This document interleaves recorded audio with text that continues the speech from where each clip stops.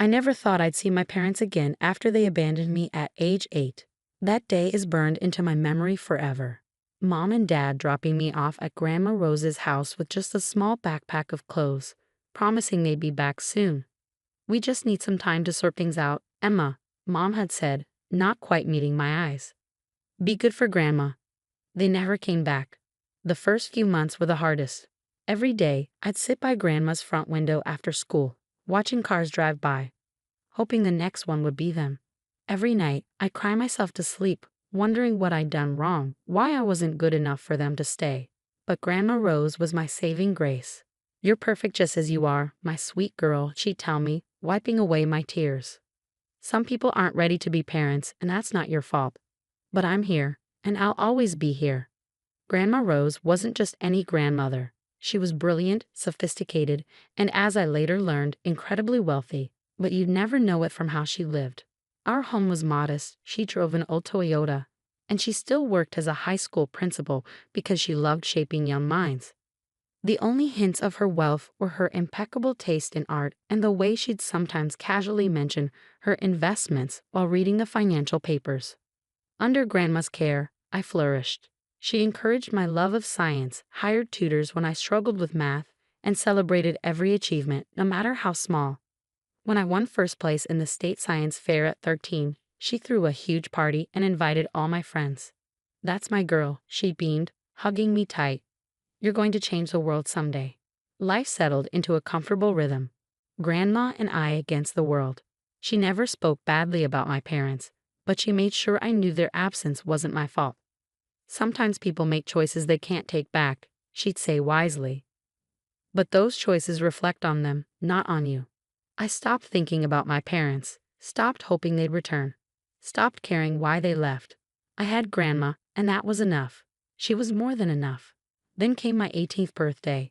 Grandma threw me an elegant party at her favorite restaurant, invited all my friends, and gave me a beautiful necklace, a delicate gold chain with a small key pendant. "This is more than just jewelry, Emma," she said mysteriously. "Keep it safe. You'll understand when the time comes." I didn't know then that it would be our last celebration together. 3 months later, Grandma Rose collapsed at school. By the time I reached the hospital, she was gone. Heart attack, the doctors said. Quick and painless. But the pain I felt was anything but quick. It tore through me like a hurricane, leaving nothing but emptiness in its wake. The funeral was beautiful, just as Grandma would have wanted.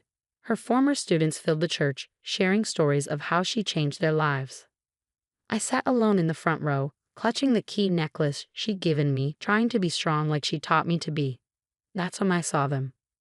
My parents walked into the church like they belonged there, like they hadn't abandoned their daughter a decade ago.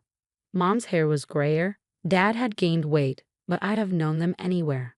My heart stopped, then started racing. They made their way toward me, faces full of what looked like concern. "Emma, sweetheart," Mom said, reaching for my hand. I pulled away instinctively. "We came as soon as we heard. We're so sorry about your grandmother." Dad nodded solemnly. "We know it's been a long time, but we're here now. You'll come home with us, of course. You're still a minor for a few more months, and we're your legal guardians." I couldn't believe what I was hearing. 10 years of silence, and now they wanted to play happy family. "I'm not going anywhere with you," I managed to say, my voice shaking with anger. Grandma Rose was my home. "Now, Emma," Mom said, her voice taking on a stern edge I remembered from childhood. "Don't be difficult. We're your parents. You have no choice in this matter." Actually, a deep voice interrupted, "She has every choice." We turned to see a tall man in an expensive suit walking toward us, carrying a leather briefcase. "I'm James Morrison, Rose Montgomery's attorney, and we need to have a conversation about your grandmother's will." My parents' expressions changed instantly. Mom's eyes lit up with barely concealed interest, while Dad straightened his tie nervously. "Of course," he said smoothly. "We're her only living relatives, after all." Mr. Morrison's face remained impassive. "Let's step into the private room. There are some matters that need to be addressed immediately." As we followed him, I noticed my hand had moved to clutch the key necklace Grandma had given me. Somehow, I knew everything was about to change. Again. I just didn't realize how much. The private room at the church felt too small for the tension building inside it. Mr. Morrison sat across from us at a polished wooden table, methodically arranging papers from his briefcase. My parents flanked me like anxious vultures, trying to appear concerned while their eyes kept darting to the documents. Before we begin, Mr. Morrison said, adjusting his glasses, "Miss Emma, would you please show me your necklace?" My parents looked confused, but I reached for the key pendant Grandma had given me. Mr. Morrison nodded, a slight smile crossing his face. "Perfect. Now let me read the terms of Rose Montgomery's will." He cleared his throat and began reading. "I, Rose Montgomery, being of sound mind, declare this to be my last will and testament." The legal language washed over me until one sentence made my heart stop. "To my beloved granddaughter, Emma Grace Montgomery, I leave my entire estate, including all properties, investments, bank accounts, and business holdings, currently valued at approximately $47 million. The room erupted in chaos. "$47 million? Mom shrieked, her face turning red. "That's impossible. Rose was a school principal." Dad slammed his hand on the table. "This is ridiculous. We're her only children. You can't tell me she left everything to a teenager." Mr. Morrison remained calm. "There's more. The will specifies that Emma is to be legally emancipated immediately, with a trust established in her name. The key she wears opens a safety deposit box containing additional documents and instructions." My head was spinning. $47 million? Grandma Rose, my modest, Toyota-driving grandmother, had been worth $47 million. "This will is dated just last month," Mom said, her voice dangerous. "We'll contest it. Emma's still a minor. We're her legal guardians, and we have rights." "Actually," Mr. Morrison interrupted, "you surrendered those rights 10 years ago." He pulled out another document. "This is a copy of the abandonment charges Rose filed against you both after you left Emma. You never responded to the court summons, so she was granted full legal custody. You haven't been Emma's guardians for a very long time." I watched my parents' faces transform. The fake concern melted away, replaced by naked greed and fury.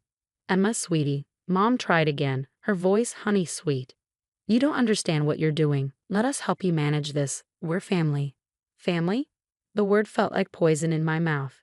"Where was family when you left me? Where was family for 10 years while Grandma Rose raised me?" "We made a mistake," Dad said quickly. "We were young, struggling. But we're here now. We can make it right." "Make it right?" I stood up, shaking with anger. "You're only here because you found out about the money. Did you even care that Grandma died? Did you ever care about me?" Their silence was answer enough. Mr. Morrison cleared his throat. "There's one more thing. Rose left a letter for you, Emma." He handed me a sealed envelope. "She asked that you read it alone." I took the envelope and walked out, leaving my parents protesting behind me. Finding a quiet corner of the church, I opened the letter with trembling hands. "My dearest Emma, if you're reading this, I'm gone, and you've just learned the truth about our family's wealth. I know it's a shock. I kept it secret for many reasons, but mostly to protect you and let you grow up understanding the value of hard work and kindness. I watched your parents choose money over love many times.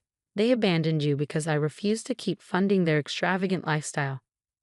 They chose wealth over their own daughter, and in doing so gave me the greatest gift, you. The key I gave you opens more than just a safety deposit box. It opens the door to your future. I've made arrangements for everything. The house is yours. Your college fund is secure. The family business awaits when you're ready. But most importantly, remember this. You are loved. Not for your inheritance, but for who you are. The same quiet strength that helped you survive being abandoned has prepared you to handle this responsibility. Don't let your parents manipulate you. They'll try, but you're stronger than they know. You're a Montgomery woman, and we don't break easily. All my love, Grandma Rose." Tears rolled down my cheeks as I finished reading. In death as in life, Grandma Rose was protecting me, guiding me, loving me. I touched the key around my neck, understanding finally flowing through me. When I returned to the private room, my parents were still arguing with Mr. Morrison about contesting the will. They fell silent when I walked in. "Emma," Mom started, but I held up my hand. "I want you to leave," I said, my voice steady. "Both of you. You're not welcome here." "Now listen here," Dad began angrily, but Mr. Morrison interrupted. "Should I call security?" he asked calmly. As the sole heir and property owner, Emma has the right to have you removed. They stared at me, these strangers who shared my blood, and I saw the moment they realized they'd lost. Not just the money, but any chance of manipulating me. This isn't over, Mom hissed as they gathered their things. You'll regret this. I watched them leave, feeling oddly peaceful. What happens now? I asked Mr. Morrison. He smiled. Now we visit that safety deposit box. Your grandmother left quite detailed instructions about the next steps. Shall we? As we left the church, I caught a glimpse of my parents in the parking lot, arguing furiously. They'd lost everything today. Not that they ever really had it. They'd chosen money over love once before, and that choice had finally caught up with them. I touched the key around my neck and smiled. Grandma Rose had given me more than just an inheritance. She'd given me the power to stand on my own, to face whatever came next. And something told me this was just the beginning. The safety deposit box at First National Bank contained exactly what Grandma Rose had promised, and so much more. As Mr. Morrison helped me go through the contents, I discovered just how thoroughly my grandmother had planned everything. Inside were property deeds, stock certificates, and detailed instructions about the family business. Montgomery Investments, a company I'd never even known existed. But what caught my eye was a USB drive labeled Watch Me First. Mr. Morrison pulled out his laptop, and Grandma Rose's face appeared on screen. She looked healthy, vibrant. This must have been recorded just before she died. Emma, my darling girl, she began, her familiar smile warming my heart.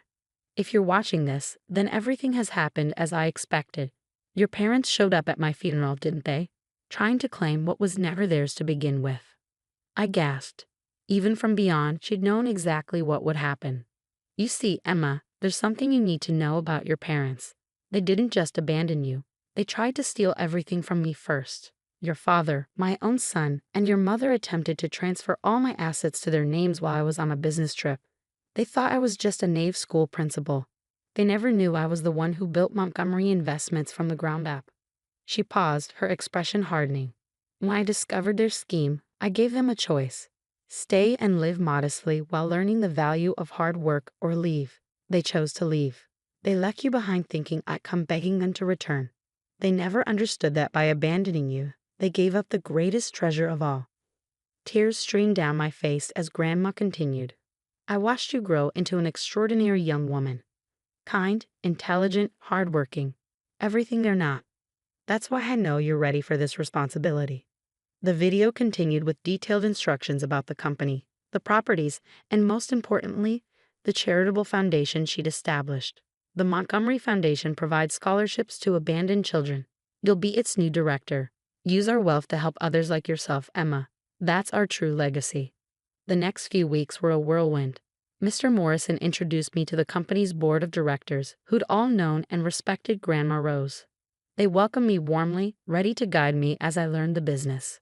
My parents didn't give up easily. They hired lawyers, tried to contest the will, even attempted to prove Grandma Rose was mentally unstable when she wrote it. But she'd been too thorough. Every document was in order, every decision legally sound. Their final attempt came 3 months later. They showed up at the Montgomery Investments office, causing a scene in the lobby. "We're her parents," Mom shouted as security held them back. "She can't keep us out."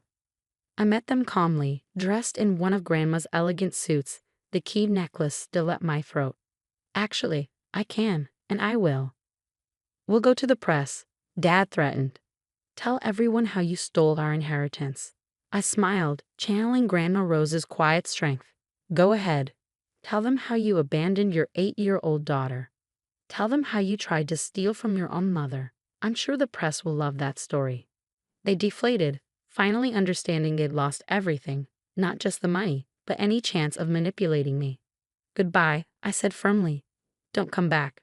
As I watched them leave, I touched the key around my neck, feeling Grandma's presence with me. That evening, I approved the first round of scholarships from the Montgomery Foundation. 20 children from broken homes would get a chance at a better life. Sitting in Grandma's old office, my office now, I looked at her photo on the wall and smiled. She'd given me more than just an inheritance. She'd given me purpose, strength, and the power to help others. The old Toyota still sits in my garage, even though I could afford any car I want. It reminds me of where I came from, of the humble, hard-working woman who taught me that true wealth isn't about money. It's about how you use it to make the world better. Sometimes I wear her old principal's blazer to board meetings. The board members who knew her smile when they see it. They understand. I'm not just Rose Montgomery's hair, I'm her legacy. As for my parents, I heard they moved to another state, telling anyone who will listen about their ungrateful daughter. But their words can't hurt me anymore. I know who I am. I'm Emma Grace Montgomery, and like my grandmother before me, I choose love over money, kindness over greed, and helping others over helping myself. That's what real family does.